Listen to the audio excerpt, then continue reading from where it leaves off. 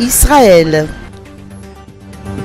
Une vidéo de juifs crachant sur des chrétiens suscite une large condamnation. Dans une vidéo mise en ligne lundi par un journaliste du quotidien israélien Haaretz, on peut voir dans la vieille ville de Jérusalem un groupe de chrétiens sortir d'une église, portant une croix de bois et passant à côté d'un groupe de juifs qui se dirigent dans l'autre sens. Plusieurs juifs crachent ensuite sur le sol en direction des chrétiens qui passent, dans un contexte de multiplication des incidents visant des prêtres et des pèlerins dans la capitale. L'agression a été largement condamnée par les autorités israéliennes. Le Premier ministre Benjamin Netanyahou a blâmé ces incidents. Israël est totalement déterminé à sauvegarder le droit sacré de culte et de pèlerinage sur les lieux saints de toutes les confessions. Je condamne fermement toute tentative d'intimidation des fidèles et je m'engage à prendre des mesures immédiates et décisives contre ces agissements, a-t-il tweeté. Le grand rabbin d'Israël, David Low, a vivement condamné ces actes. Je voudrais préciser qu'au temps du Temple de Jérusalem, la fête de Sukkot était aussi l'occasion de prières et de sacrifices pour la paix des 70 nations du monde, a-t-il écrit. Nous continuerons à prier pour leur bien et à respecter tous les peuples qui se rendent dans la ville sainte de Jérusalem. Je condamne fermement tout préjudice causé à toute personne et à tout chef religieux. Ces phénomènes illégaux ne doivent certainement pas être attribués à la loi juive. Togo. Une réponse togolaise à la crise alimentaire. Renforcer la souveraineté alimentaire et la résilience des petits producteurs agricoles face aux effets de la guerre en Ukraine. C'est l'ambition du chef de l'État, Faure Eswazimana Gnassingbé, à travers le programme de réponse à la crise alimentaire et de soutien d'urgence au Togo. Le programme démarré en juillet 2022 impacte positivement le monde agricole à travers le pays.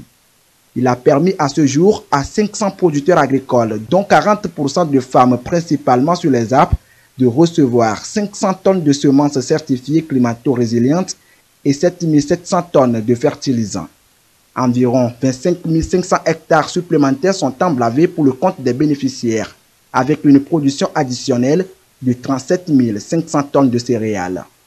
Conséquence, la hausse de la production céréalière au Togo en 2022-2023, soit 29 000 tonnes de plus que la campagne précédente.